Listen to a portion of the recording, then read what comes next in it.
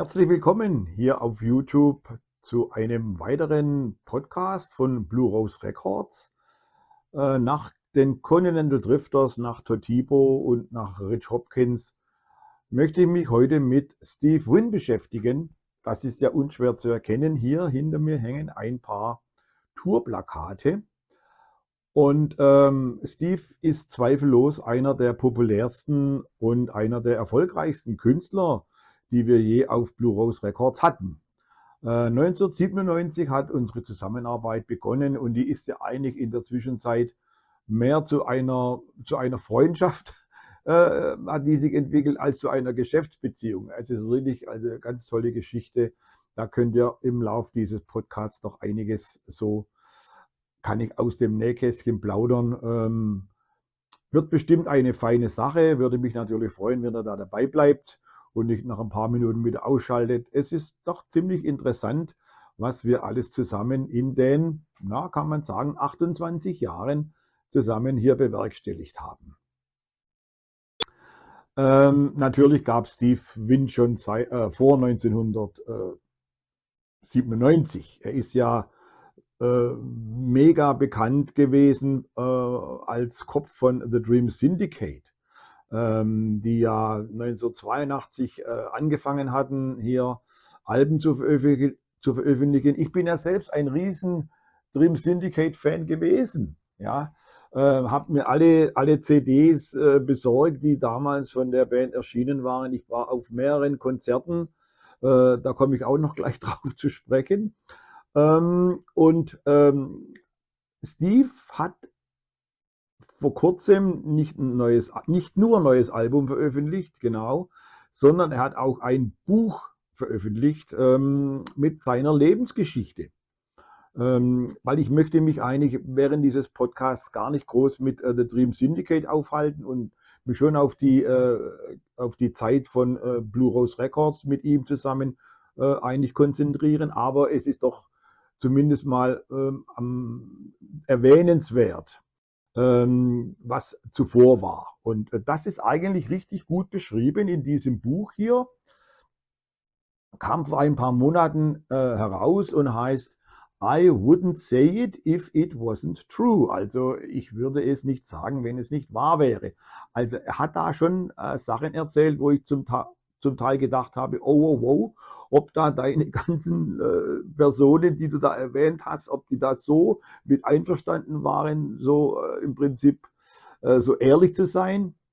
Aber es kam überall sehr gut an und es ist in englischer Sprache. Wer aber ein bisschen Englisch kann, so Schulenglisch, reicht fast schon aus. Es gibt ja heute auch übers Internet einfache Möglichkeiten, da das sich ein bisschen einfacher zu machen. Auf jeden Fall interessantes Buch, und wen es interessiert, ich habe mal ein bisschen gegoogelt. Bei Amazon zum Beispiel kostet dieses Buch momentan inklusive Versandkosten gerade mal so um die 20 Euro. Also kann man sich wirklich mal leisten, und es ist wirklich interessant. Er hat ja auch dann am 21. Februar hatte er in Stuttgart zum Beispiel ein Konzert gegeben im Laboratorium. War übrigens sein 65. Geburtstag. Und es war tatsächlich nicht das einzige Mal, dass er im Laboratorium Geburtstag hatte, als er gespielt hat, sondern bereits zum dritten Mal hat er da seinen Geburtstag gefeiert, und diesmal sogar den 65. Und da hat er eigentlich eine Show gemacht, wo er das Buch so richtig schön eingebunden hatte. Also er hat dann viel Musik natürlich gemacht, nur er mit akustischer Gitarre, hat dann aber auch immer wieder zwischendrin ein paar Storys erzählt, die im Buch auch vorkommen.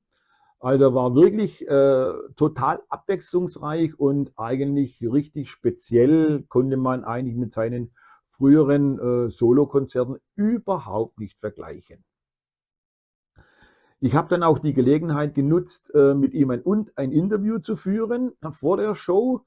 Da kann ich dann im Laufe dieses Podcasts einige kleine Snippets hier einbauen, wo es um ein paar Punkte geht, wo ich einfach mal ein paar Fragen gestellt habe. Also, wie gesagt, könnte ganz interessant werden, hier mit dabei zu sein. Wo fange ich jetzt an? ich muss doch jetzt wieder zurück zu The Dream Syndicate, weil wir haben zwar seit 1997 da haben wir uns eigentlich kennengelernt, aber wir haben uns bereits zuvor schon mal getroffen. Und zwar bei einem Konzert in Stuttgart im Maxim Club 1986. Genau gesagt am 13.11.1986. Da hatte The Dream Syndicate ein Konzert gegeben. Und da hatte ich LPs dabei, die ich der Band gerne schenken wollte. Und ich ging dann zu einem Mitarbeiter des Clubs und habe dann zu dem gesagt, du, ist die Band zufällig schon da? Sind die im Backstage-Bereich?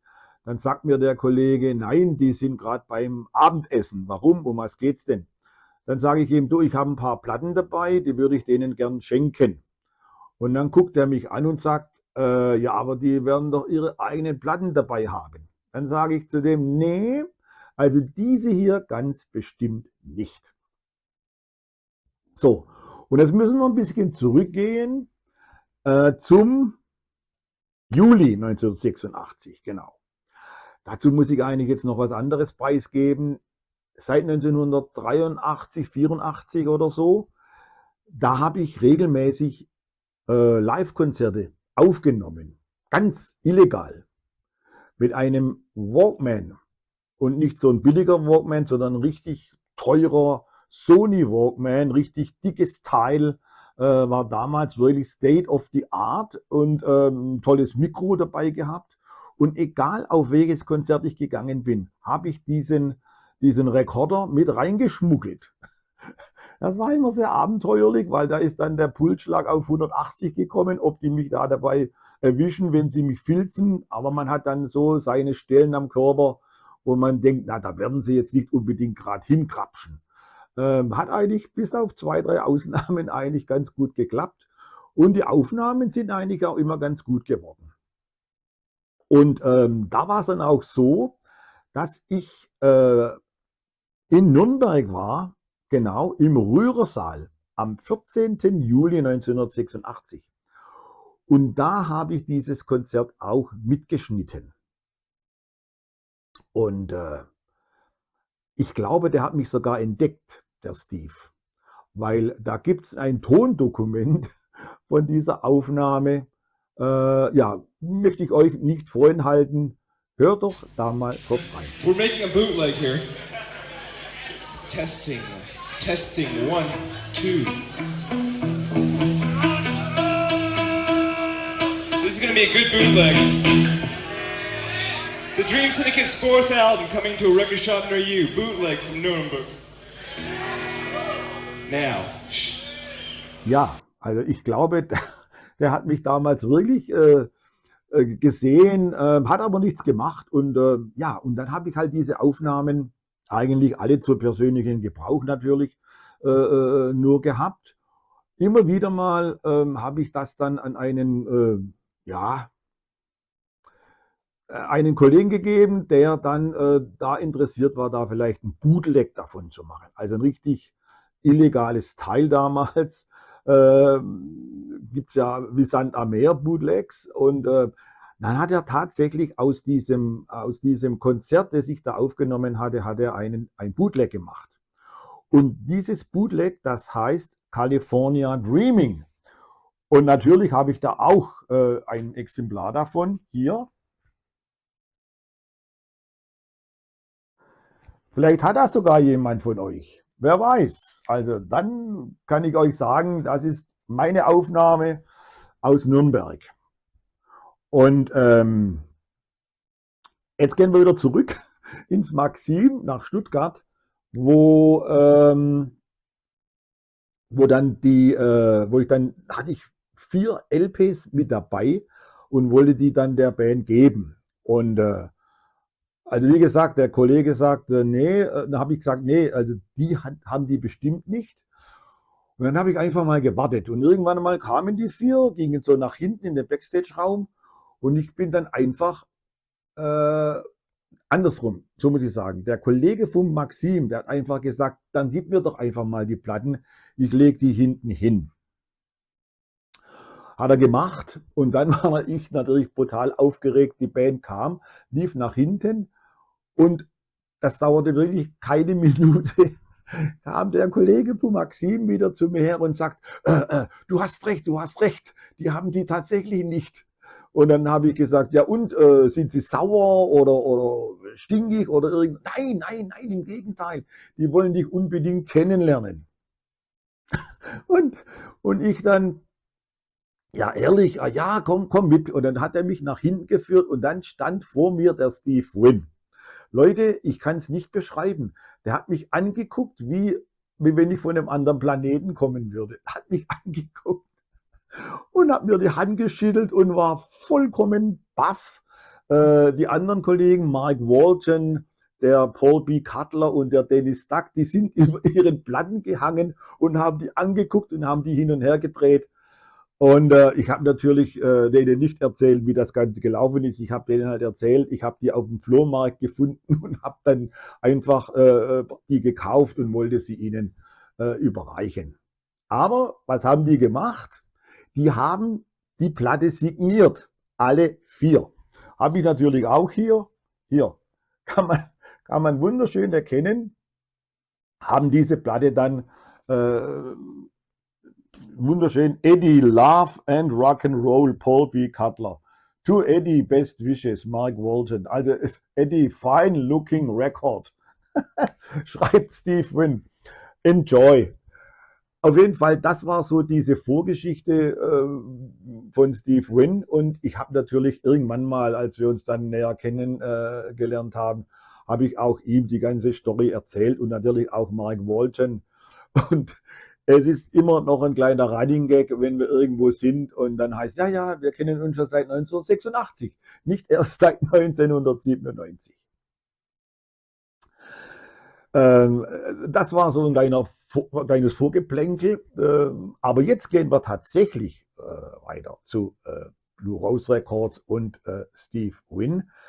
Ja, ich habe ja wirklich, also die ersten 2 Jahre habe ich natürlich immer wieder geguckt, wen könnte man unter Vertrag nehmen. Ich war ja dann auch jedes Jahr im März auf dem South by Southwest Festival in Austin und habe dann nach Bands geschaut, aber Steve Wynn war mir irgendwie, keine Ahnung, vielleicht habe ich auch gedacht, den kriege ich sowieso nicht, ja. Was soll der mit Blue Rose Records anfangen? Wir hatten ja noch nicht jetzt so den großen Namen. Aber da flatterte eines Tages mir ein Umschlag, also ein Brief in die Firma, wo nur ein Tape, also eine Musikkassette drin war, ohne Begleitschreiben, nichts, nur ein Tape. Und da stand eine Faxnummer dabei oder eine E-Mail-Adresse. Nee, ich glaube, eher eine Faxnummer. 1997, ja, okay, E-Mail. Ja, gab es damals zwar auch schon, aber da ging es doch mehr noch mit Fax. Auf jeden Fall stand da was dabei. Und ich natürlich habe ich sofort ein Fax geschickt an die Adresse und habe dann gemeint, ja, ich habe hier ein Tape bekommen. Heißt das jetzt, dass Steve Wynn nach einem Label hier in Deutschland sucht? Oder was hat das zu bedeuten? Und da kam tatsächlich eine Antwort, wo es dann hieß, ja, wir suchen ein Label für den deutschen, österreichischen und Schweizer Markt. Und ich war natürlich sofort Feuer und Flamme und habe denen halt alles vom Himmel erzählt, hier, wie toll Blue Rose wäre und was wir alles machen können und so weiter und so fort. Und es ist eigentlich unfassbar, aber das hat dann tatsächlich geklappt. Also Zero Hour war damals das amerikanische Label von Steve Wynn. Das letzte Album, das er da gemacht hatte, war ja Melting in the Dark. Und vielleicht war in Europa einfach die Resonanz nicht so, wie sie erwartet hatten und suchten dann halt irgendwie ein Label hierzulande, wo etwas mehr an Promotion und an Marketing und allem bewegen kann. Und haben da wahrscheinlich dann so eine Rundmail gemacht. Unter anderem haben es auch bekommen, dieses Tape, meine Freunde aus Beverungen. Ja. Und natürlich sind wir auch damals schon in regem Austausch gewesen. Wir haben uns richtig gut verstanden. Und ich habe dann auch gesagt, du, ich habe das und das bekommen und die, ja, wir auch. Und dann dachte ich, oh, jetzt wird es ein richtiges Battle geben zwischen uns beiden. Aber Gliederhaus, Beverungen, die hatten tatsächlich nur Interesse an einem weltweiten Deal für dieses Album von Steve Wynn. Und ich war eigentlich sogar zufrieden, wenn ich da Guest Territory heißt Germany, Austria, Switzerland bekommen würde. Und letzten Endes hat es dann auch tatsächlich geklappt. So Ende Juli 97 war dann der Deal in trockenen Tüchern und am 1.9.1997 hatten wir dann Sweetness and Light veröffentlicht. Gibt es hier als CD Sweetness and Light und vor 1-2 Jahren, das hat also mit mir jetzt wirklich überhaupt nichts zu tun gehabt, erschien tatsächlich auch noch Vinyl hier zu diesem Album Sweetness and Light.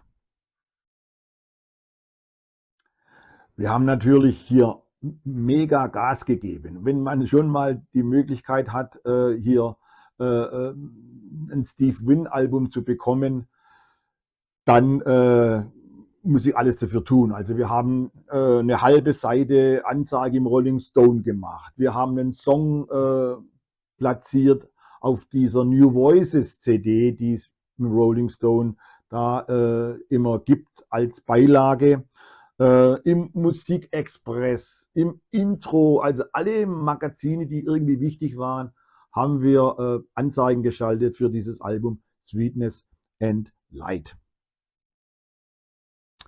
Ich habe dann aber Steve, er hat mir, ich habe es mal aufgeschrieben, am 9. Juli, also kurz nachdem das Album veröffentlicht wurde, hat er mir zum ersten Mal eine E-Mail geschickt. Und für ihn war das ja der erste Kontakt und hat sich dann also wirklich gefreut und hat gemeint, ja, er freut sich, dass es so geklappt hat und dass wir auf eine gute Zusammenarbeit natürlich. Und ich habe ihn dann, wo er jetzt in Stuttgart war, habe ich ihn mal gefragt, ob er eigentlich irgendwie seinen Einfluss geltend gemacht hat, als es darum ging, bekommen wir jetzt das Album oder bekommen wir es nicht. Und da habe ich dann von ihm Folgendes gehört. And tell me if I'm wrong, because sometimes these details over time you forget. You had already done the Continental Drifters, right, before me. Yeah. So I knew of you because of my friends. Okay. And they had good things to say about you. So it wasn't coming out of nowhere. It wasn't like, oh, some label in Germany I wouldn't know about. You know, we all talk to each other. Musicians, you know, we have to. We have to say, did that work for you? Did you like that club? How about that label? Just, you know, we all share information. And I remember my friends, of course, Mark and I were close. And everybody said, oh yeah, they're doing great by me. Ihr werdet euch vielleicht fragen, wo ich meine ganzen Infos herbekomme, so weit zurück bis 1997. Ich bin ja gelernter Verwaltungsfachmann. Ja, habe ich ja mal gelernt. Und natürlich bin ich dann sehr penibel, was Unterlagen betrifft. Ich habe also viel gesammelt. Und gerade bei Steve Wynn, da kann ich euch mal zeigen, hier, seht ihr das hier? Zwei mega dicke, hier 2 mega dicke Leitsordner. Alles Steve Wynn. Muss ich jetzt kurz wegstellen hier. Und ich habe dann auch, den Steve gefragt in Stuttgart, wie er sich das alles gemerkt hat. Ja, in seinem Buch wird das ja wirklich alles sehr akribisch geschrieben oder beschrieben. Und er meinte darauf Folgendes. But I do, you know, it's funny because I bet you're the same way because you've released so many records and I've made records. And you sometimes, of course, you also have 2 sons, so that also marks time. But for me, the records are the things that mark the time. So if I think about, well, what was I doing in 1992? In 1992, I was putting out dazzling display and touring with this band and doing that. And it's a way almost like of segmenting my life where I can say, yeah, I view the time in my life in 65 years by the record I was making, by the band I was playing with, by the places I was touring. So it's funny how that goes. Yeah. Now, if you have a kid, you might say, oh yeah, well, on my son's 5th birthday I did this, and when he went to middle school, that might be different, but that's for me. Ja, und mit dem VÖ, mit der Veröffentlichung von Sweetness and Light, da ging es ja richtig ab mit Steve Wynn. Also von dem Moment an hat der Mann mich eigentlich, kann man fast schon sagen, rund um die Uhr beschäftigt. Über Jahre hinweg. Es war also wirklich brutal. Steve hat ja keinen Manager gehabt. Er hat alles alleine gemanagt. Immer in Kontakt mit mir, ob es jetzt um neue Veröffentlichungen gegangen ist, ob es um eine Tour gegangen ist, um eine Promotour. Alles lief dann über uns beide und das war richtig, richtig zeitaufwendig. Wo ich diesen Podcast vorbereitet habe und habe mir die Ordner durchgeguckt, da habe ich erst festgestellt, was das alles für eine mega Arbeit war damals. Ich habe das ja alles mehr oder weniger selber gemacht und ich kann mir das heute gar nicht mehr vorstellen, das alles so durchzuziehen, wie ich das damals gemacht habe. Aber man war ja auch 25 Jahre jünger, muss man ja auch dazu sagen. Auf jeden Fall mit dem Release von Sweetness and Light, da ging dann wirklich eine Maschinerie los, kann man sagen. Es war natürlich ist super angekommen, das Album, ist ja auch wirklich großartig, muss man sagen. Ist ja komplett anders gewesen als Melting in the Dark. Ist richtig schön frisch und locker, flockig. War richtig ein tolles Album. Und im Januar 98 kam dann eine Tour dazu. Und ich glaube, es war im Dreikönigskeller in Frankfurt. Wann war das? Am 18. Januar 98. Ich meine, das war dann das erste Mal, wo wir uns begegnet sind, also offiziell, mal von 86 abgesehen, im Dreikönigskeller. Und ein paar Tage später, man sieht es hier hinter mir, am 28. Januar hatte die Band dann gespielt im Red River Saloon in Heilbronn. Unserer, wie soll man sagen, Wirkungsstätte, was Konzerte in Heilbronn damals betraf, im Red River Saloon. Kleine Musikkneipe, Fassungsvermögen, wenn überhaupt, knapp über 100. Und damals war der Barry Everett, ein britischer, was war der eigentlich? Keine Ahnung, hat auch viel mit Musik zu tun gehabt und hat auch ich glaube, den Steve in England mehr oder weniger gemanagt. Und war damals der Tourmanager. So. Und dann kam der in den Club, in den Red River Saloon rein, werde ich auch nie vergessen, guckt sich um und guckt mich an und sagt zu mir, Edgar, was bitte sollen wir hier? Ich mache so, dann sagt er zu mir, ich kann dir mindestens 10 Gründe nennen, warum wir nicht hier sein sollten. So habe ich Barry Everett kennengelernt. Und das Konzert war ein voller Erfolg und es war auch voll und er hat dann praktisch dann auch nichts mehr groß dazu gesagt. Also er hat dann das vielleicht ein bisschen zurückgenommen, aber damals hat unsere Beziehung etwas holprig begonnen, aber im Lauf der Jahre wurde Barry Everett ein richtig guter Kumpel. Er ist ja schon seit vielen Jahren eigentlich tot und hat eine große Lücke hinterlassen eigentlich in der Musikszene. 1998 war das, genau. Und Steve hat in der Zwischenzeit bereits schon wieder an einem neuen Album gearbeitet. Und es war eigentlich überhaupt keine Frage, ob wir das auch wieder veröffentlichen möchten. Ich weiß nicht mal, ob das damals noch über Zero Hour ging. Nein, Zero Hour war, glaube ich, damals schon out of business. Keine Ahnung. Auf jeden Fall lief dann dieses neue Album direkt über den Steve. Und das hieß My Midnight. Das war das hier. Das war erschienen am 8. März 1999. Damals haben wir auch dann ein richtig fettes Vinyl gemacht, hier als Doppel-LP. Genau. Ich sehe gerade, die Bonus-LP enthielt ein Live-Konzert, Live at the Ancienne Belgique. Und das war auch bei der CD als Doppel-CD limitiert, war auch dieses Live-Album da mit dabei. So, und das lief auch richtig erfolgreich. Und aber mit meinem Vertrieb war ich damals nicht ganz zufrieden mit den Umsatzzahlen, und wir haben uns damals entschlossen, das war, glaube ich, Ende 2000, den deutschen Vertrieb zu wechseln. Und rechtzeitig zum neuen Vertrieb erschien dann das Album Here Come the Miracles. Das war natürlich für den Vertrieb sensationell.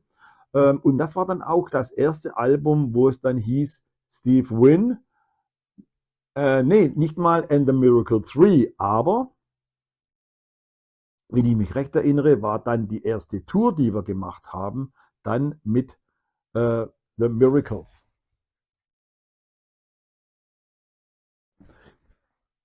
Ja, man sieht es hier, Steve Wynn and the Miracle 3. Und das war damals natürlich, wie soll man sagen, ein Unterschied, das muss ich noch sagen. Wir hatten ja für die ersten beiden Alben, hatte ich am Anfang erwähnt, nur Deutschland, Österreich, Schweiz. Und nachdem dann der Deal wohl mit Zero Hour geplatzt war, habe ich von Steve komplett Europa bekommen. Das war natürlich der absolute Knaller, also ein Vertrauensbeweis eigentlich für meine Arbeit oder für unsere Arbeit. Und dann kam er mit so einem Brecher von Album daher. Ja, Here Come the Miracles. Ist ja für viele Fans eigentlich sein bestes Album überhaupt. Ja, das dann am 29. Januar 2001 erschienen war. Natürlich gab es auch wieder ein schönes Doppelvinyl hier zu diesem Album. Und wenn ich mich recht erinnere, war dann auch mal was die erste Promotour, die Steve dann hier gemacht hat. Er hat praktisch mir Zeiten vorgegeben, Tage, und wir haben dann, er hat nach Flügen geguckt, und wir haben dann natürlich über eine Promofirma hier dann nach Interviewpartnern gesucht. Das war natürlich bei Steve eigentlich eine leichtere Angelegenheit, als wenn du jetzt eine unbekannte Band unter Vertrag hast und willst da eine Promotour machen.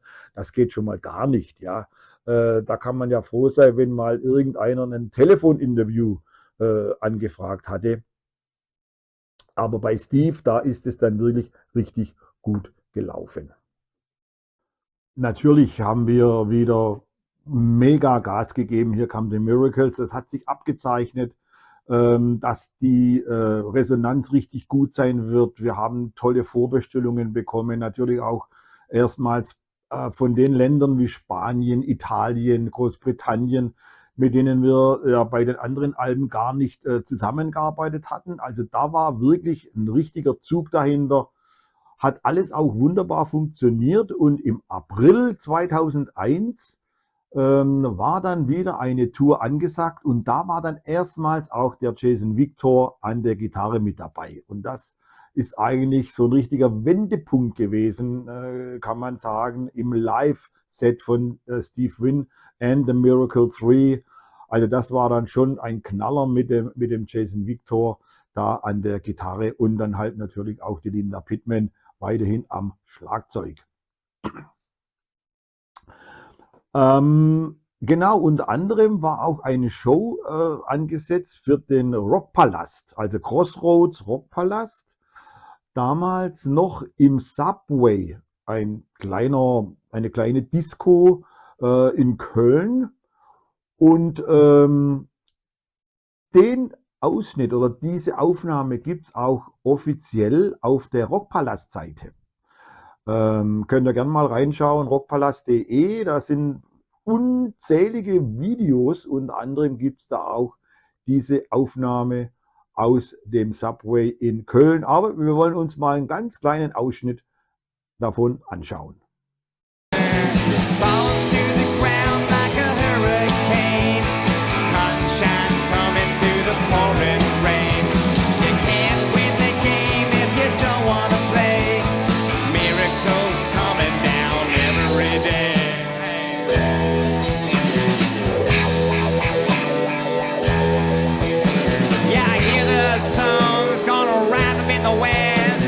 Special delivery by your own request. Clove-feeding lepers with a couple loaves of bread. Anyone can do it, don't let it go to your head. Fall to the ground like a hurricane. Sunshine coming through the pouring rain. You can't win the game if you don't want to play. Miracles coming down every day. Takes more than faith to get this phase. Das Interessante an diesem Auftritt war eigentlich, das waren ja zwei Bands immer. Da haben ja immer zwei Bands dann jeweils ungefähr eine Stunde gespielt. Und die zweite Band an diesem Tag war Hank Schizzo mit seiner Band. Und da haben wir uns tatsächlich zum ersten Mal getroffen und haben uns über alles Mögliche unterhalten. Unter anderem natürlich auch habe ich so ein bisschen geliebäugelt. Wie wär's denn eigentlich? Sucht ihr nach einem neuen Label? Und wir sind doch ganz erfolgreich. Wir haben jetzt auch Steve Wynn.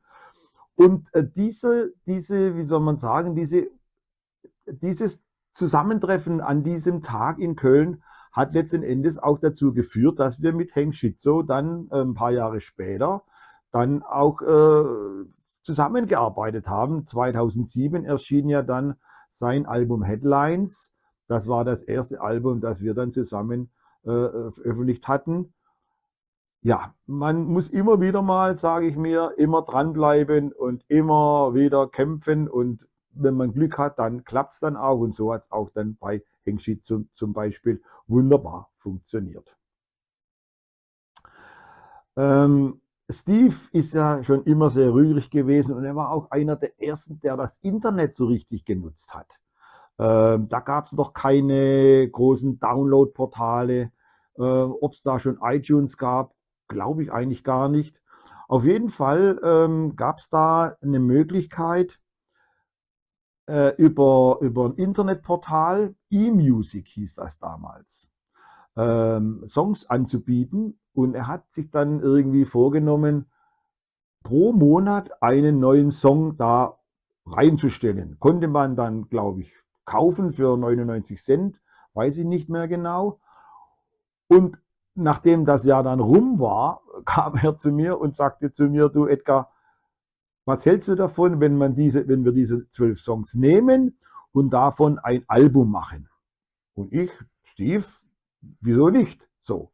Und daraus entstand dann das Album The eMusic Singles Collection. Das ist das hier. Sind also genau 12 Songs drauf von Steve Wynn, haben wir ganz normal über unsere normalen Kanäle dann laufen lassen. Interessanterweise, seht euch mal hier dieses Label an, sieht ja aus wie eine Single eigentlich. Ja, gut.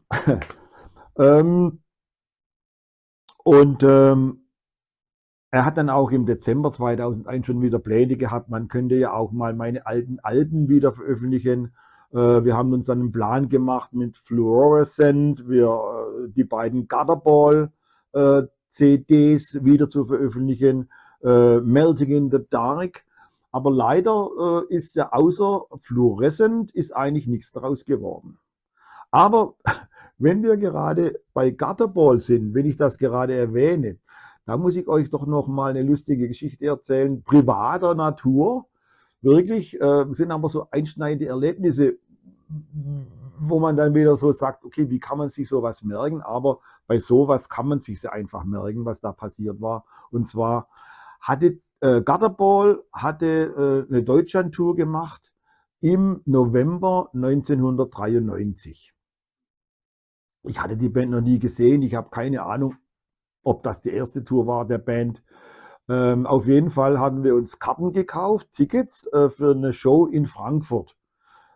Ich glaube, im Nachtleben war das, glaube ich, damals.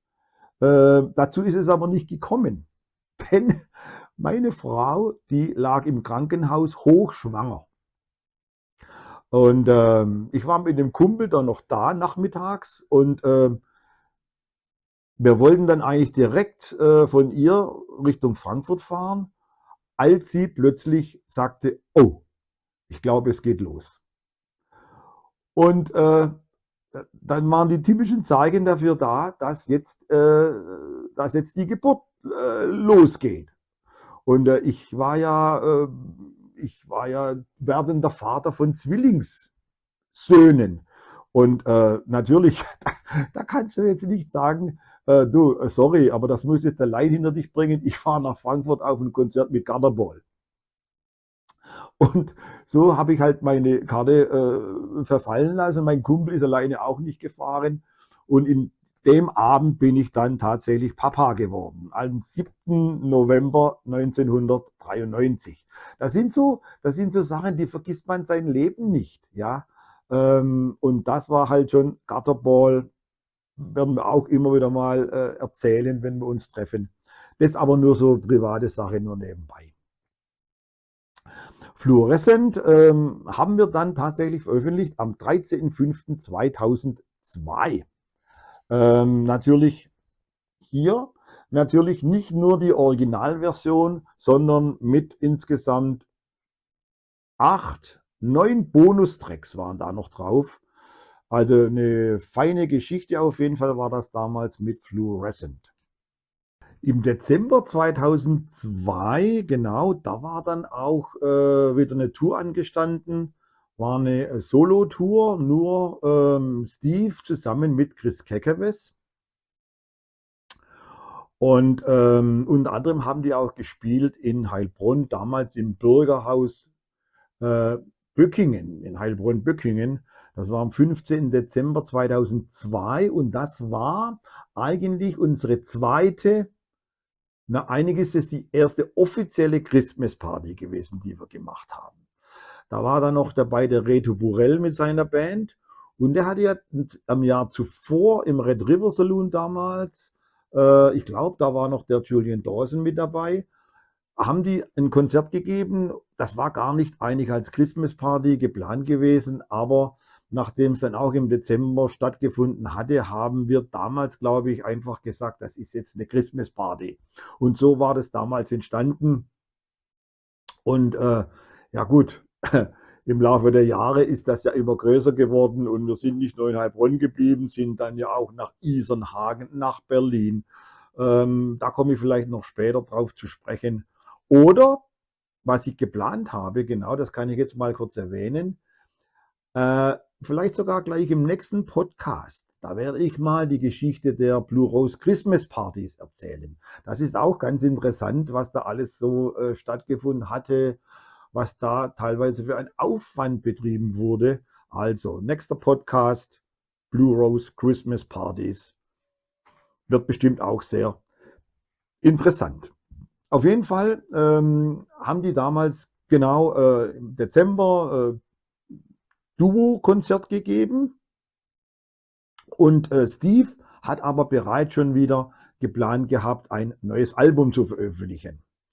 Und er hat ja immer Ideen und da kam er mit einer Idee daher und sagte, Menschenskinder, ich würde gern so was Ähnliches machen wie das Album von The Who.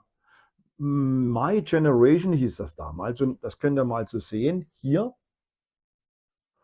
Und das war eine ein Doppel-Digipack und da war so eine Klarsichthülle dabei. Da gab es dann natürlich auch noch ganz andere Alben, die genauso vom Konzept her waren. Aber das hatte damals Steve als Anhaltspunkt genommen und hat gemeint, können wir sowas Ähnliches für mich auch machen. Und dann habe ich hier natürlich recherchiert, was es alles für Möglichkeiten gibt. Und entstanden war dann das Album Static Transmission. Wieder eine Doppel-CD und wie man sieht, hier hat alles geklappt. Hier, ich habe damals diese Klarsichthülle praktisch dann drucken lassen und da ist ja auch ein Song drauf, der ist ja eigentlich so ein Signature-Song geworden für Steve, Amphetamine. Als ich das damals zum ersten Mal gehört hatte, da habe ich gleich gedacht, wow, dieser Song live, da kannst du eigentlich hinterher, gar nichts mehr spielen. Ja, also, und er ist ja eigentlich, kann man ja schon sagen, bei jeder Show so der letzte Song im regulären Set. Und dann gibt es vielleicht noch Zugaben, aber Amphetamine auf Static Transmission, das war schon ganz groß. Ja. Natürlich haben wir auch hier wieder feines Vinyl gemacht. Wieder eine Doppel-LP, genau, ja. Und war dann erschienen am 24. März 2003. Also schöner 2-Jahres-Rhythmus wieder mit, und da stand dann auch zum ersten Mal tatsächlich auf dem Album drauf Steve Wynn and the Miracle 3. Wieder eine Tour, wieder kleine Besetzung, diesmal mit, wieder mit Chris Kagawas und mit Jason Victor. Und da hätte ich eine schöne kleine Aufnahme aus dem Gasthaus Heiß in Lampenheim. Lampenheim, das liegt in der Nähe von Heidelberg, Weinheim, so diese Richtung. Und war wirklich sehr dezent im kleinen Rahmen. Hört mal und schaut mal da rein. I was a multi-millionaire by age 10. I lost it all, but I can't remember when. The next year I had it all back again. Lord knows I'm a man among men. They say it takes money to make money. Then you get so much it ain't funny. A man said, hold on a minute there, sonny. How'd you find the land of milk and honey? If it was easy, everybody would do it. Well, I'm the best man, that's all there is to it. You got a problem, yeah, you gotta work through it.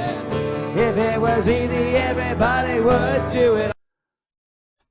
Static Transmission war natürlich wieder nochmal ein weiterer Schritt nach vorne für uns. Wir haben wirklich nur die besten Kritiken bekommen. Rolling Stone 4 Sterne und Album hat sich super gut verkauft. Dieser Gimmick da mit dieser Klarsichthülle hat vielleicht auch dazu beigetragen. Vor allem die Songs hatten so eine tierische Wirkung. Also das war wirklich, ja, also wir waren damals, ich war im 7. Himmel, wie das alles wunderbar funktioniert hat, und Steve war ja auch wirklich sehr dankbar. Er hat ja auch gesehen, wie ich mich dahinter geklemmt habe mit allem, was er wollte, ob das jetzt eine Promotour war, ob das jetzt irgendwelche Werbekampagnen waren. Wir haben alles mitgemacht, ja. In England, in Spanien, in Italien, wir haben überall mit Zeitschriften Kooperationen gemacht. Also das war wirklich eine wahnsinnige Zeit eigentlich damals mit Steve. Und ich hatte es am Anfang ja erwähnt, er hat mich wirklich, kann man sagen, permanent beschäftigt. Also ich habe natürlich auch noch andere Releases gehabt jeden Monat, aber Steve, wenn der was Neues hatte, da war der natürlich absolute Priorität, das ist ja ganz klar. Im Oktober 2003 war dann schon wieder eine Tour mit Miracle 3 geplant. Und da hatte ich so eine kleine Promotion-Idee, weil damals kam irgendwie so ein Hype auf mit einer Shape-CD. Ja?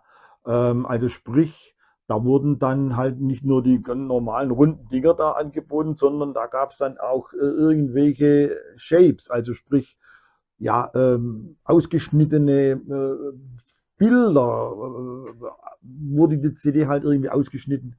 Und dann hatte ich die Idee, Mensch, lass uns doch ein Ticket machen, eine Eintrittskarte für die Konzerte und dann das in einer Form des Tickets herstellen.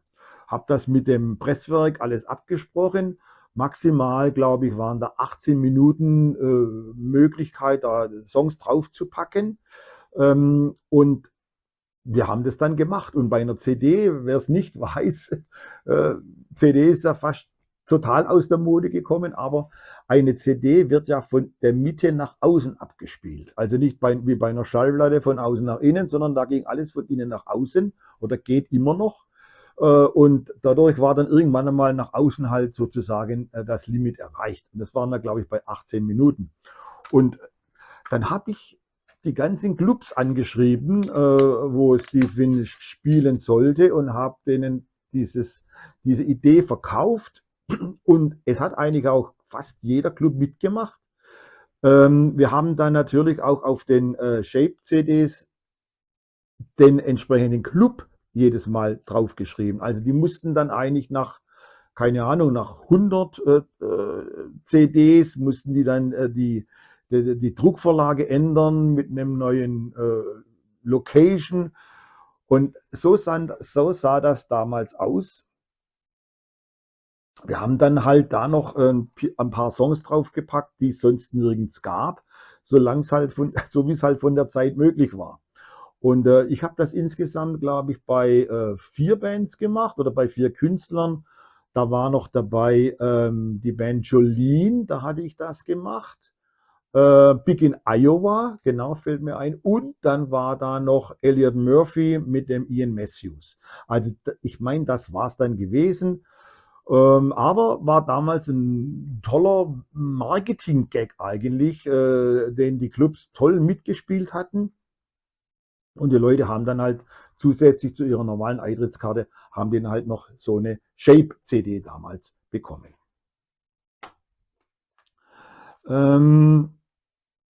Im Oktober, genau, da habe ich wieder ein Video für euch.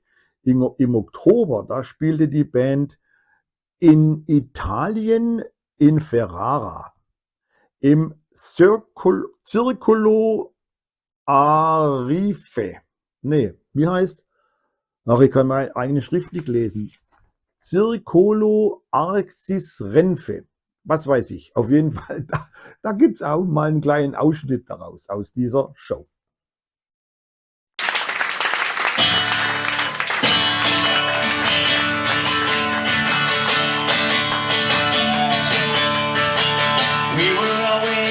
Always talking under the assumption that I care. Nothing could be further from my mind. We were always searching under the assumption that it was there. Turn around and I'll be hard to find.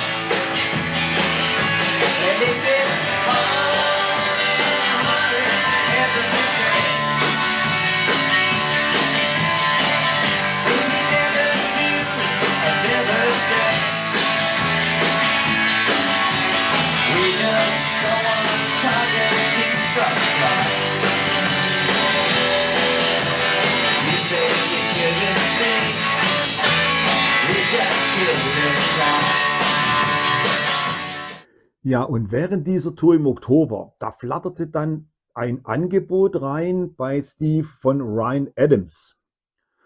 Ryan Adams hat sich geoutet, outet ist das falsche Wort, aber hat gemeint, er wäre ein riesen Dream Syndicate-Fan, schon seit vielen Jahren.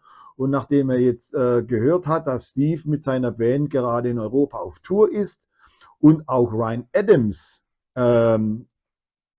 kurze Zeit nachdem die Tour mit Steve zu Ende war, auch in Europa spielt, um sein Album Rock'n'Roll damals zu promoten, kam dann die Anfrage von Ryan Adams, ob Steve nicht mit der Band als Support auftreten würden bei seinen Konzerten in Europa. Nicht bei allen, aber zumindest bei ein paar, glaube ich.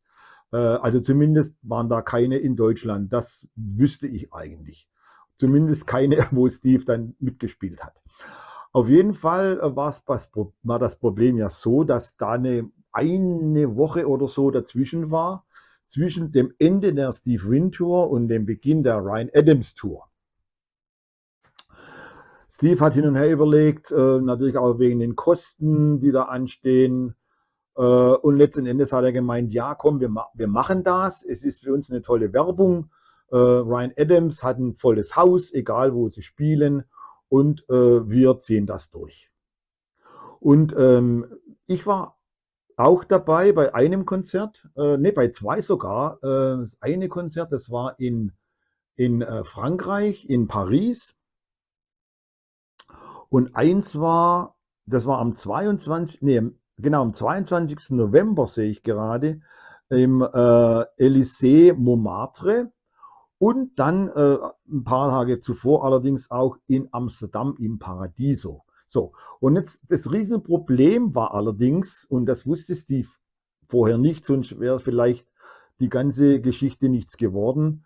Er spielte zwar als Support, der Steve Wynn, aber nicht nachdem der, wie soll man sagen, der normale Beginn der Show war, also sprich 20 Uhr, sondern Steve durfte dann spielen vor 20 Uhr. Also im Prinzip, nachdem die Halle geöffnet wurde.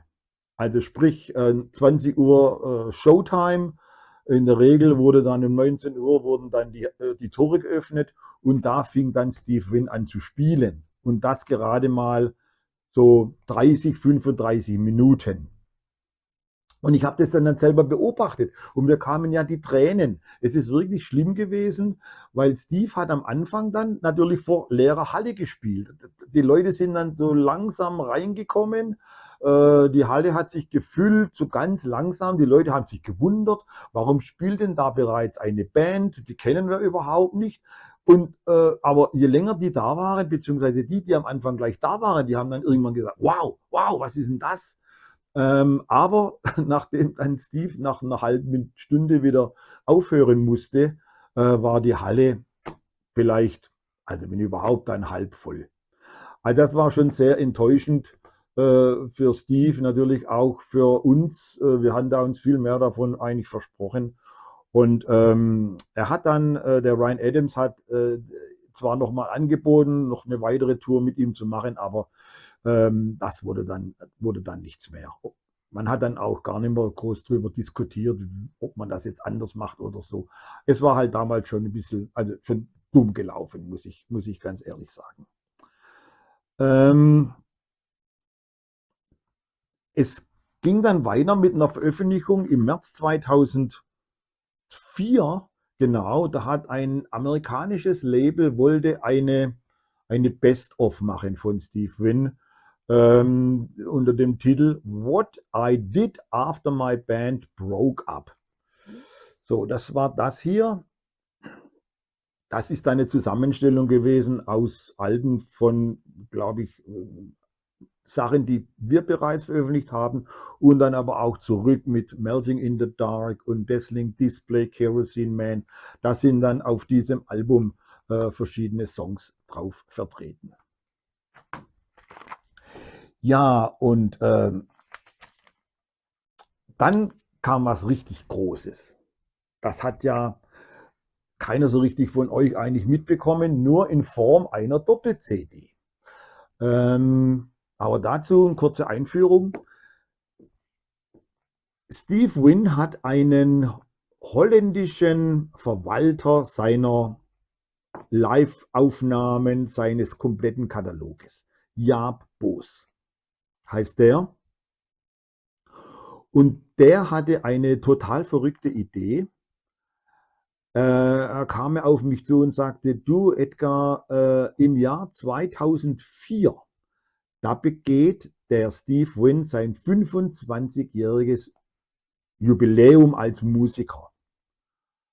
Und ich würde da gerne eine CD machen mit Songs von ihm, mit verschiedenen Künstlern. Ich frage die, ob sie Interesse hätten, da was zu machen. Und wenn wir dann dieses Album fertig haben, dann plane ich eine Überraschungsparty in New York. Hat für mich komplett verrückt geklungen, Aber ich habe gesagt, ja, wenn du dabei bist, du willst das durchziehen, also ich helfe dir gerne, wo immer ich kann. Und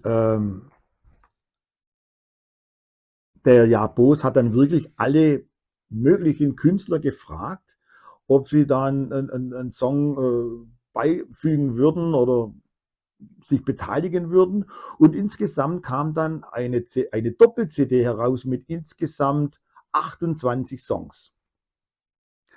Das ist diese Compilation gewesen, die haben wir 2004 veröffentlicht, unter dem Titel From a Man of Mysteries, als Steve Wynn Tribute. Da waren dann vertreten, sage ich jetzt mal, Chris Eckman, der Chris Broker, der Rich Hopkins mit seinen Luminarios, die Silos, wer noch? Gutterball war dabei, Transmissionary, Six, Kirk Swan, der Chuck Prophet, der Russ Tolman, Willard Grand Conspiracy, die Minus Five. Also es war eine illustre, wie soll man sagen, Bande, die da Songs zur Verfügung gestellt hat. Und dazu muss ich noch sagen, 1979, genau, 25 Jahre, also von 1979 bis 2004. Und 1979 hatte Steve sein allererstes, wie soll man sagen, Tonträger, den ersten Tonträger veröffentlicht. Darum ging es ja. Ja, 1979, erster Tonträger, 2004 dann dieses Doppelalbum mit einem Überraschungskonzert in New York City. Und 1979, da hat er eine Single veröffentlicht, der Steve Wynn nicht unter seinem Namen, sondern unter dem Bandnamen Suspects. Da waren 2 Songs drauf. Das ist diese Single hier. Die ist nicht leicht zu bekommen, das kann ich euch sagen, und ist auch nicht ganz billig. Weil ich gehe mal davon aus, dass die Auflage sehr gering war, vielleicht 500 oder vielleicht 1000 Stück, keine Ahnung. Auf jeden Fall, da waren unter anderem auch schon dabei die Kendra Smith, die ja dann auch bei The Dream Syndicate war, und auch der Russ Tolman, die haben damals auch schon hier mitgewirkt bei dieser Single von den Suspects. Und das war 1979. So. Ich hatte dann die ganze Verantwortung für dieses Doppelalbum übernommen. Wir haben ein tolles Package gemacht, 8-seitig aufklappbares Digipack mit einem wunderschönen Booklet sogar dabei drin. Also alles zu jedem Song war was beschrieben worden. Ja, und dann kam diese Geschichte mit New York. Natürlich, da musste ich unbedingt dabei sein, das ist ja ganz klar. Und Steve vor allem, der durfte da nichts davon wissen. Und da war dann eine Show praktisch geplant in der Lakeside Lounge. War damals ein kleiner Club, geführt von Eric Ambel. Und ich hatte halt im Vorfeld Steve erzählt, du, wir fliegen ein paar Tage nach New York, wollen da mal die Stadt anschauen und wäre ja toll, wenn wir uns da mal auch sehen würden. Und Steve, ja, Edgar, komm, ich bin auf jeden Fall zu der Zeit zu Hause, was wäre ein Zufall, können da gerne kommen und dann machen wir was zusammen. Okay, wir sind dann nach New York geflogen. Und waren da ein paar Tage vorher schon da, haben uns auch mit Steve getroffen und haben uns dann für diesen einen Abend in der Lakeside Lounge, haben wir uns dann treffen wollen mit der Linda. Zusammen zum Abendessen, ein bisschen Musik hören, da war eine Liveband wohl angesagt. War ja alles voll geplant. Und es ist unglaublich, was da los war. Also wir sind dann einfach natürlich viel früher da gewesen als Steve. Und da war schon gerammelt voll der Laden. Da waren unheimlich viele bekannte Musiker natürlich, auch Freunde, die wussten natürlich alle Bescheid. Und irgendwann mal kam Steve dann rein in den Club und hat echt gedacht, er ist im falschen Film. Bitte sehr.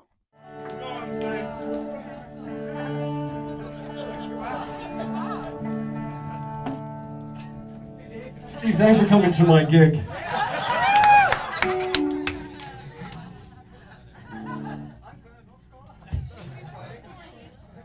You'll figure it out at some point.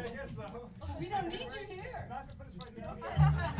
You're actually not allowed. What are you doing? Get out of here. What do you think? What's going on here? This is Dave's gig.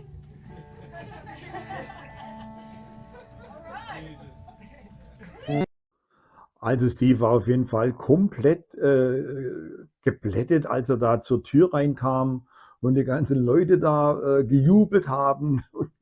Und auf der Bühne stand bereits eine Band, im Prinzip Linda Pittman natürlich, der Jason Victor war dabei, der Dave De Castro, also eigentlich die komplette Miracle 3 Truppe. Und dann im Lauf des Abends hat sich das dann halt gewechselt. Da waren dann halt permanent andere Musiker auf der Bühne, wie zum Beispiel auch gucke ich mal so, die alle dabei waren, Chris Broca, der ja auch bei der CD mit dabei war. Dann war dabei der Wallace Yumara von den Silos, damals auch noch der Drew Gleckin von den Silos. Da war dabei der Brad Rice, der ja heute, schon seit vielen Jahren, eigentlich bei der Band von Westernhagen die Gitarre spielt. Der Brad Rice, auch ein alter Bekannter von Steve Wynn. Auf jeden Fall haben die sich da abgewechselt und haben da halt den ganzen Abend Musik gemacht, außer Steve Wynn. Der hat sich natürlich dann ins Publikum begeben und hat dann halt zugeschaut. Und ich habe mir jetzt schon mal, das wurde mitgeschnitten, also das komplette Konzert oder der komplette Abend mit 2, 3 Kameras, war einer dabei, der ist vorne rumgerannt wie so ein Hexer und hat da gefilmt wie ein Weltmeister. Und da habe ich einen Song für euch, den der Eric Empel dann gespielt hat oder gesungen hat. Er hat sich dann den Text des Songs hat er sich auf den Hemdsärmel geschrieben, weil er den natürlich nicht auswendig kannte. Und der Titel, der heißt Nothing But the Shell.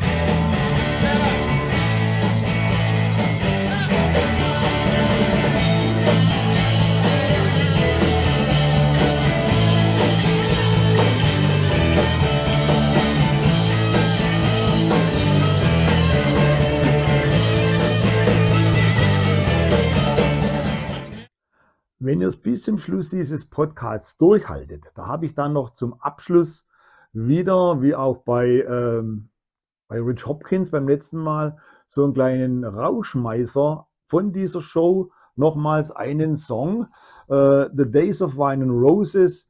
Da waren da wirklich alles, was da an dem Abend da war, an Musikern waren da auf der Bühne und haben da nochmal ein richtiges Feuerwerk abgezogen. Also das habe ich mir jetzt aufgehoben bis zum Schluss von diesem Podcast. Ja, Steve war natürlich wieder fleißig tätig, hat neue Songs geschrieben und am 19.09.2005, 2001 hier kam The Miracles, 2003 war Static Transmission und 2005 war Tick, Tick, Tick. Das hier. Schönes Vinyl wieder, gab es natürlich auch eine CD, ist ja klar. Und natürlich auch wieder eine Tour. Und unter anderem auch in Geislingen an der Steige hat die Band gespielt. Und daraus entstand dann ein richtig geiles, fettes Live-Dokument. Live-Tick haben wir das einfach genannt. Und das kann man jetzt vielleicht nicht so richtig erkennen vorne, aber wenn man genau hinschaut, da hat Steve eine Bierflasche in der Hand. Und da hat jemand, der hat von einem Besucher, hat er einfach während des Songs, ich glaube es war sogar bei Amphetamine, hat er diese Bierflasche genommen und hat mit der Bierflasche auf dem Gitarrenhals rumgesägt, ja.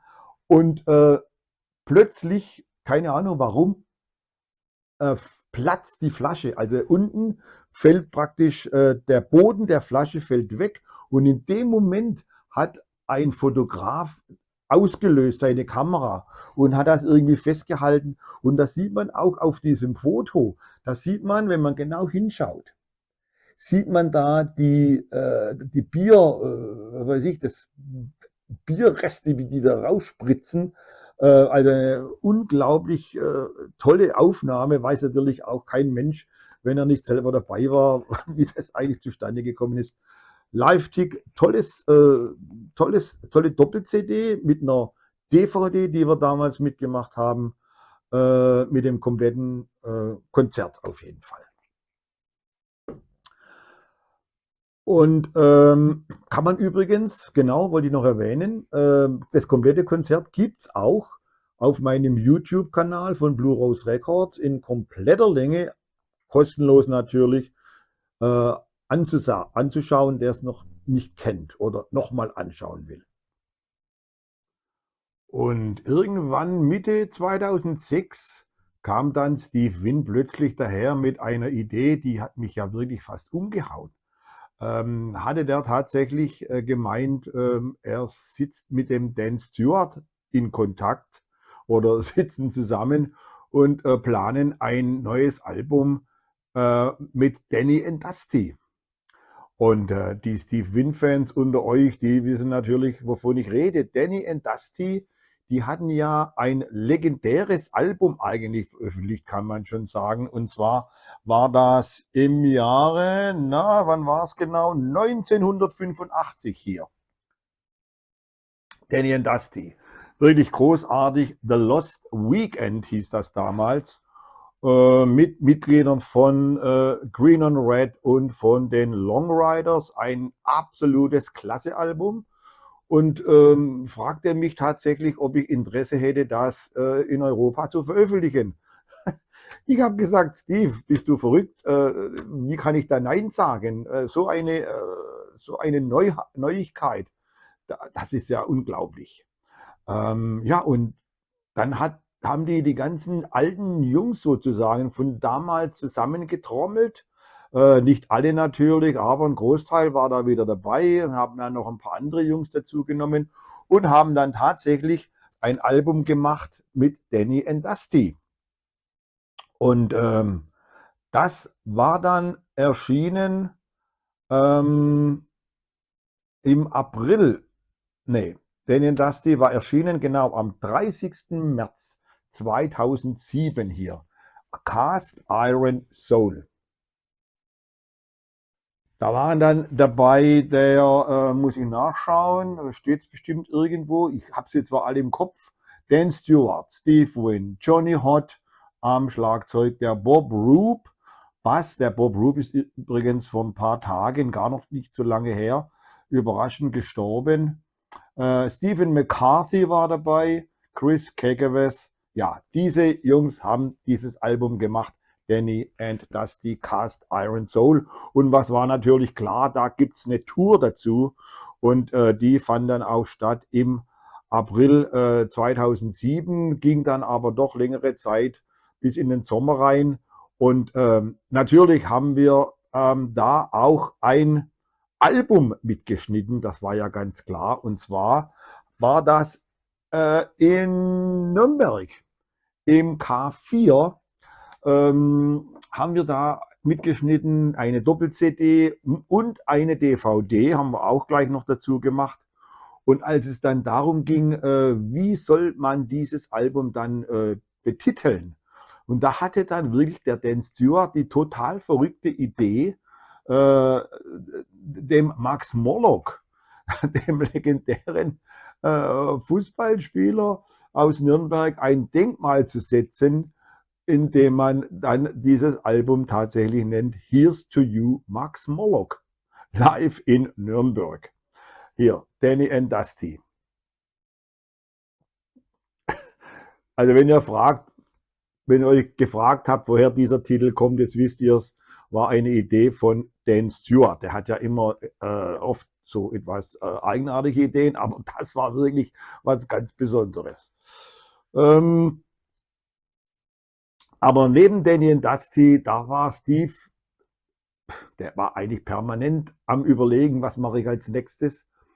Und dann war es Zeit für ein Soloalbum. Also nicht ein Album mit The Miracle 3, sondern er wollte ein eigenes Album machen, auch anders als die vorherigen Alben, also nicht so gitarrenorientiert, sondern mehr so, ja, wie soll man das jetzt nennen, so mit Streichorchester und so.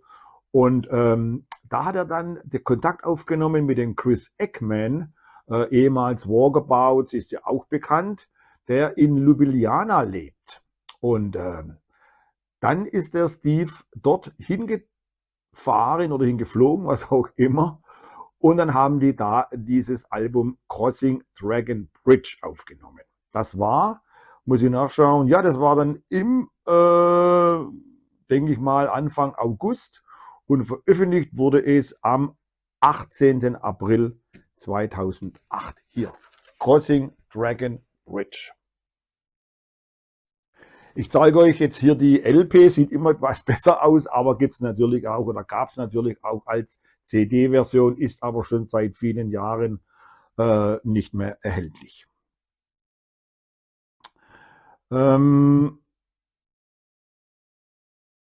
Es gab auch eine kleine Tour dazu mit diesem Album. Unter anderem war der Robert Lloyd mit dabei. Dann war noch dabei der Chris Kekeves und der Holländer Eric van Loo. Also diese vier hatten dann diese besondere Tour gemacht, ohne Schlagzeug, nur Keyboards, Gitarre, Kontrabass und Steve mit der akustischen Gitarre. War was ganz anderes, aber war auch richtig schön eigentlich damals. Ja, und dann war natürlich ein einschneidendes Erlebnis in Steves Leben, kann man ja schon sagen, die Hochzeit mit Linda Pittman.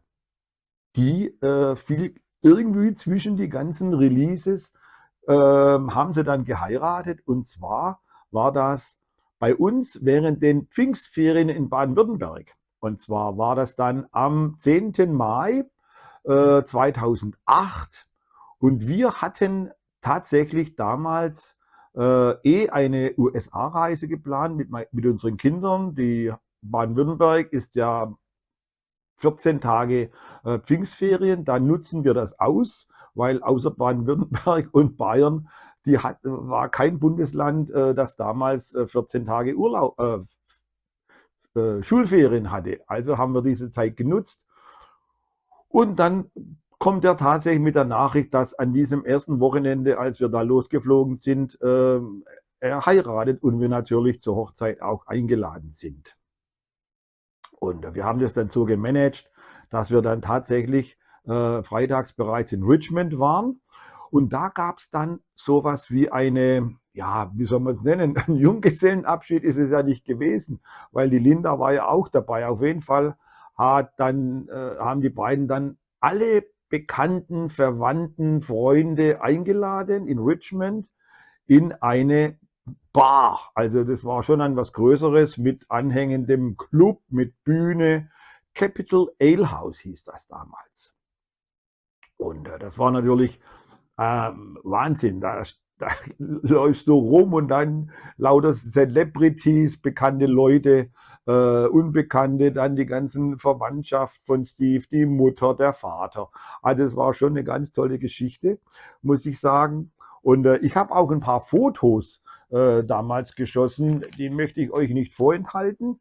Ganz interessant hier das erste Foto zum Beispiel Steve Wynn mit dem Peter Buck von R.E.M. Der war auch dabei, der Peter Buck. Der saß neben mir dann und da kommst du dir ja vor wie im 7. Himmel. Da sitzt so ein absoluter Superstar und hält sich mit dir. Und ja, also das war schon was ganz Besonderes für mich. Hier ein Foto mit Dan Stewart, Johnny Hott, den ich ja vorhin erwähnt hatte, war bei dem Danny and Dusty Album mit dabei und wieder hier der Peter Buck. Und da habe ich ein schönes Foto mit Steve, der Vicky Peterson von den Bengals oder Continental Drifters, was auch immer, und die Linda Pittman. Dann war natürlich klar, da gibt es natürlich auch Live-Musik, war wirklich alles geboten, da war wirklich jeder auf der Bühne. Und hier habe ich ein paar Fotos gemacht, hier Stephen McCarthy, Dan Stewart und der Steve, das war dann so eine kleine Danny and Dusty Einlage. Hier nochmal Steve, hier in Großaufnahme, und dann habe ich hier noch The Miracle 3 mit Jason Victor, Linda am Schlagzeug und etwas versteckt der Dave DeCastro. Also das war wirklich eine ganz tolle Sache. Pfingsten 2008, große Hochzeitsparty von Steve. Leider sind wir bei der eigentlichen Hochzeit am Tag später gar nicht mehr da gewesen, weil wir einen Flug gebucht hatten nach San Francisco und haben uns da mit einer befreundeten Familie getroffen, sind wir dann mit dem Wohnmobil weitergefahren. Das war natürlich etwas doof, aber es war wirklich für mich und für Beate, meine Frau, und auch für die Kinder, naja, die Kinder weniger, die konnten da relativ wenig damit anfangen, aber war once in a lifetime, ja, wann kann man da schon mal sowas mitmachen?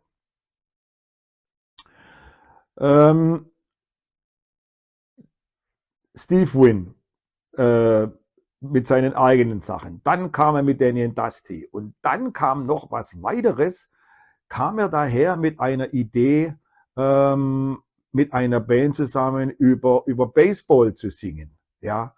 Und da lag nahe der Steve, wie heißt er?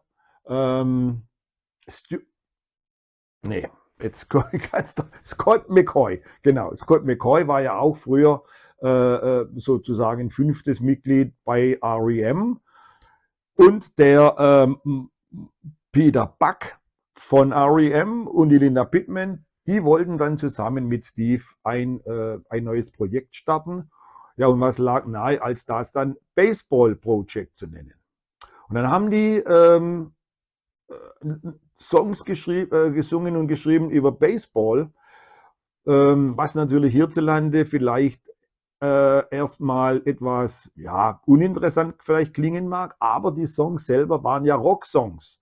Hat sich halt über Baseball gedreht und wurde damals in den USA bei dem Label Yep Rock veröffentlicht, und man hat mich gefragt, ob ich das für Europa gerne machen würde. Habe ich gesagt, klar, Baseball ist hier zwar nicht jetzt der große Knaller, aber es ist auf jeden Fall ein tolles Line-Up hier mit R.E.M.-Band-Mitgliedern und so. Auf jeden Fall haben wir das gemacht. Und das wurde dann auch veröffentlicht. Hier ist eine LP. Also wundert euch nicht, dass ich jetzt eine LP zeige. Wir haben damals kein Vinyl gemacht. Das ist die amerikanische Ausgabe gewesen von diesem ersten Album vom Baseball Project. Und wann haben wir das veröffentlicht? Am 11. Juli 2008, also kurz nach der Hochzeit sogar von Steve und von Linda. Im Spätjahr dann, September, Oktober, stand dann noch eine Tour an in Europa mit dem Dragon Bridge Orchestra. Also da wurde dann praktisch diese Crossing Dragon Bridge Platte nochmal dann auf die Bühne gebracht mit voller Band, unter anderem auch mit Chris Eckman. Und in Brüssel wurde dieses Konzert mitgeschnitten und wir haben es veröffentlicht am 20.03.2009 hier live in Brüssel. Auch eine Doppel-CD mit DVD und sogar noch ein Bonustrack, der gar nicht auf der CD drauf ist. Ja, Steve war wirklich immer unterwegs und dann kam natürlich gleich danach ein eigenes Album wieder mit den Miracle 3 und das war dann tatsächlich das letzte, kann man sagen, offizielle Album, das wir zusammen mit Steve Wynn veröffentlicht haben. Northern Aggression hieß das damals. Das war erschienen am 29. Oktober 2010 und damit war eigentlich die offizielle Zusammenarbeit mit Steve tatsächlich dann beendet.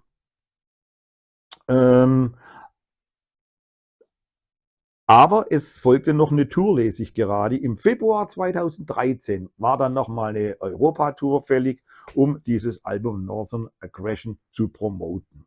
Und kurz danach war dann auch schon wieder Platz oder Zeit für ein weiteres Album des Baseball Projects. Genau. Die Volume 2 hier. Das war dann erschienen am 4. März 2011. War das noch dazwischen irgendwo so reingeschmissen. Ich habe dann während unseres Interviews in Stuttgart, vor ein paar Wochen, habe ich Steve dann mal gefragt, ob er sich eigentlich jemals Gedanken macht, einfach mal von dem Gaspedal runterzutreten und mal etwas runterzukommen. Er ist jetzt 65 Jahre alt. Will er so weitermachen oder was hat er sich so vorgestellt? Und das hat er dazu gesagt. You know, you're like me, a big music fan of all the greats and all the history and new things too. And you say, does Paul McCartney, does Bob Dylan, does Mick Jagger, Keith Richards plan to slow down? And the thing is, I ask you that because not just because they're in their 80s and still playing, they don't have to do it. We know they don't have to do it. They have money. They have a great historical legacy they already laid out. They do it because they love music, they love the nightly excitement of starting all over again, the possibility of every show, and that's why I keep doing it. You know, people say, "Are you going to slow down?" Naturally, I feel fine, and I like doing this. So I think I'm getting better at it, and you knock on wood, you want to stay healthy, and you look a lot of friends around me have gotten sick. People like my bandmate Scott McCoy, who came back wonderfully, and Jesse Malin, and people in Lucinda Williams. And if you get sick like that, that can really stop you. But if you're healthy and still love doing it, both true in my case, why slow down? Ja, und ich wollte ja immer mal irgendwas von The Dream Syndicate veröffentlichen. Das war ja so für mich das absolute i-Tüpfelchen gewesen. Und es gab dann tatsächlich mal die Möglichkeit, um das tatsächlich in die Tat umzusetzen. Zum Record Store Day 2013 im April, da hatte ich also natürlich vorher schon die Idee und habe mit Steve gesprochen, ob wir nicht die Möglichkeit hätten, dass die erste EP von The Dream Syndicate von 1982 nochmal zu veröffentlichen. Da waren ja nur damals 4 Songs drauf. Und dann habe ich mir überlegt, dann machen wir einfach eine Doppel-7-Inch Single. Und er war sofort dabei. Die Rechte, die lagen ja bei ihm. War also überhaupt kein Problem, die herauszubringen. Und dann haben wir hier zum Record Store Day April 2013 diese EP nochmal veröffentlicht. Schönes Klappcover, limitiert auf 1000 Stück. Da ging natürlich für mich ein kleiner Traum in Erfüllung mit The Dream Syndicate, dann auch noch was hier auf Blue Rose Records zu veröffentlichen. Und dann hat Steve plötzlich, ich glaube, da war eine Nachfrage da, weiß ich nicht mehr so genau, kam dann wieder The Dream Syndicate zusammen. Der Dennis Duck am Schlagzeug war sofort dabei, der Mark Walton und als sozusagen Ersatz für Paul B. Cutler dann der Jason Victor. Und seit damals gibt es eigentlich wieder The Dream Syndicate, die seit Jahren touren durch die USA, hin und wieder auch ein paar Shows in Europa spielen und auch einige Platten oder Alben bereits veröffentlicht haben, sehr erfolgreich. Und da scheint ja auch kein Ende absehbar zu sein. Das geht immer weiter. Und trotzdem sind wir mit Steve Wynn immer noch in Kontakt, denn hin und wieder fragt er mich, ob wir nicht zusammen eine CD veröffentlichen, die er dann nur auf den Konzerten von sich verkauft oder über seine eigene Webseite. Und dann bin ich natürlich immer gern dabei und sage, Steve, klar, können wir gerne machen. Und so haben wir in den Jahren, jetzt schon 2 oder 3 CDs veröffentlicht. Also hauptsächlich Solo-Sachen hier. So eine Solo Electric haben wir gemacht. Dann habe ich eine Solo Akustik gemacht. Und noch gar nicht so lange her, 2023, eine Aufnahme aus Norderstedt im Music Star mit einer weiteren Akustikshow hier. Wir nannten dann das Album Journeyman. Das ist so das Letzte, was wir von Steve momentan im Angebot haben. Und ich habe ihn auch gefragt bei dem Interview, wie die Pläne für 2025 eigentlich aussehen oder 26. Er hat mir dann dazu Folgendes gesagt. Well, this tour is 100 shows altogether and ends in May. In May, Doing and this then? show like I'm doing. After that, there's going to be the next thing really is the Medicine Show. Okay, The second Dream Syndicate album is going to be. I was involved. This is some most boring kind of stuff, and I hate when people talk about this, but I was in a long legal battle with Universal to get a lawsuit, me and a lot of other artists, to get our records back, and I finally got Medicine Show back. So as of now, I'm the owner of that record, which was very exciting. So we're going to reissue that record on LP and also a 4 CD box set with a lot of live material, outtakes, rehearsals, all kinds of things that I didn't even know existed. Things are being turned up, and it's going to be really nice. And then when that comes out in September, after that, early next year, we're going to do a tour where we play the album and even the live record that follows, kind of like play it like it is. But hopefully not just the US tour. Oh, we'll be here. Oh, okay, great. Somewhere, typically the Dream Syndicate is always a challenge because of either band members' jobs, other bands, or kids. I seem to always have a limitation to how long we can tour. Yeah. And I won't say who. There's a different one this time than it was before, but it's always somebody who says you get 3 weeks. So we have the same thing this time in Europe, and we're going to make the most of the 3 weeks. So the answer would be, I'm not sure. It might be 1 or 2 shows per country when we come over. Okay. So I hope people will travel if we're not coming to their city. So, das war der Podcast eigentlich.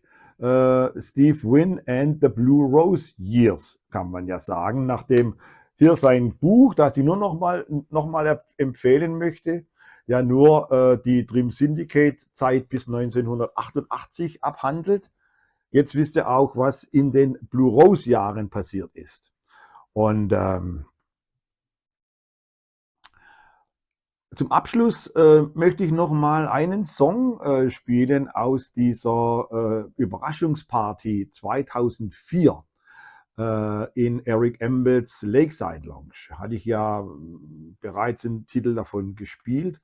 Und ganz am Schluss dieses langen Abends waren alle Musiker mehr oder weniger auf der Bühne. Die war so klein, dass die alle draufgepasst haben, ist verwunderlich. Und haben dann einen Song gespielt, nochmal richtig Gas gegeben. Was für ein Song kann das nur gewesen sein? The Days of Wine and Roses. Ihr könnt gerne komplett anschauen, geht so um die 9 Minuten oder auch, wenn es euch reicht, gerne ausschalten. Aber wenn ihr so weit durchgekommen seid jetzt mit diesem Podcast, dann alle Achtung, ich glaube, das ist der längste, den wir bisher gemacht haben, aber es hat sich auch gelohnt. Steve Wynn ist ja wirklich jemand, über den kann man viel erzählen. Und ich habe in meinem Leben als Blue Rose, ja, wie soll man sagen, Labelmanager, habe ich doch wirklich viel mit ihm erlebt. Und ja, wie gesagt, ich hoffe, euch hat Spaß gemacht und wir sehen uns wieder beim nächsten Podcast. Wie gesagt, geht es dann um die Blue Rose Christmas Partys. Bis dorthin, macht's gut. Tschüss. Thanks everybody who was involved with this. I'm still kind of blown away and taking it all in, and it's very cool. We'll do this one. I'm gonna have a beer. A couple days of wine and roses. We're still trying.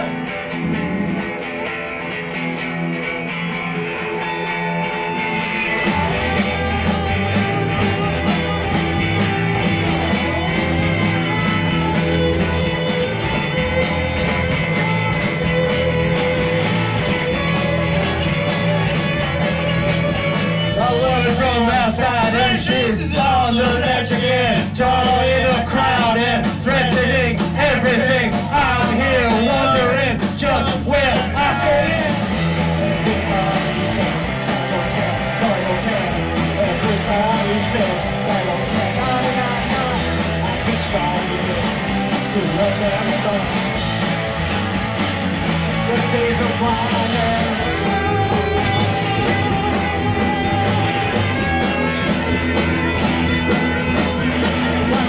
From the parishes looking for persuasion, and with the notepad was verification. Somebody said this was my creation.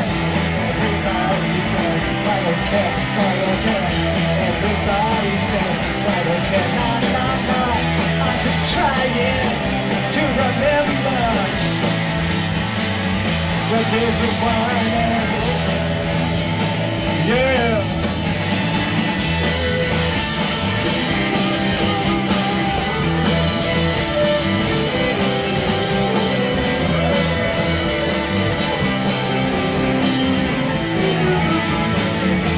Days of wine and roses.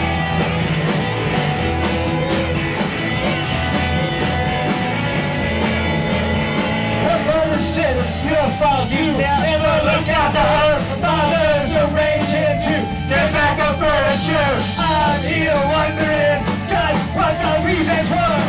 Everybody says I don't care, I don't care. Everybody says I don't care, nah. I'm just trying to remember the days of wine and roses.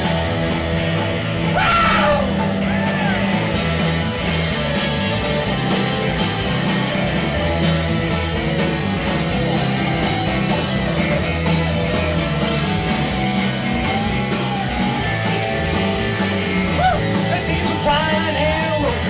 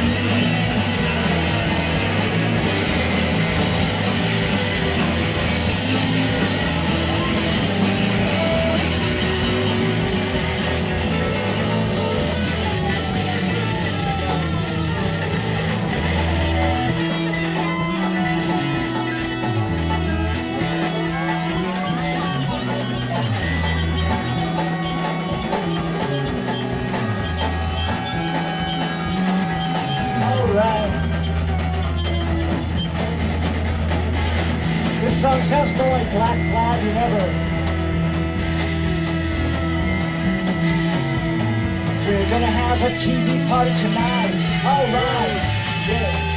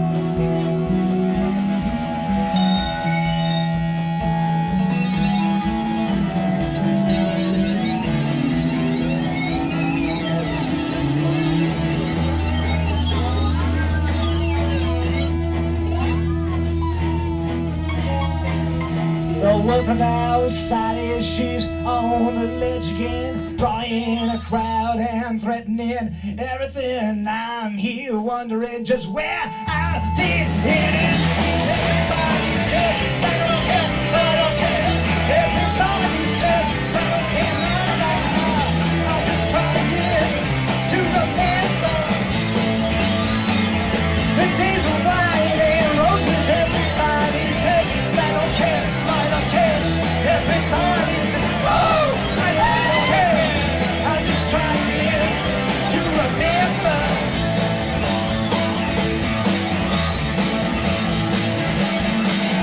The days of white and roses. The days of white and roses. The days of white and roses. The days of white and roses. The days of white.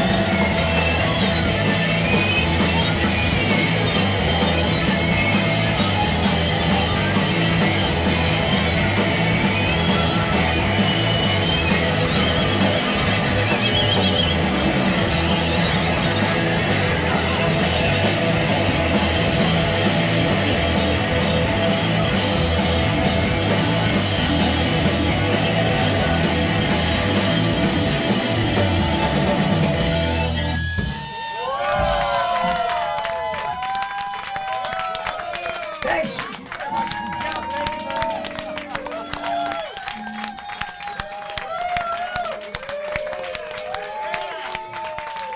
And I'm here to tell you those CDs of all these songs and the ones I couldn't play are on sale out there. Thanks everybody involved. This is great. Thanks for coming out. All right. Let's have some fun. Thanks. 25 years. Steve Wynn, ladies and gentlemen, one more time. All right, I'm only 27 years old. So that's pretty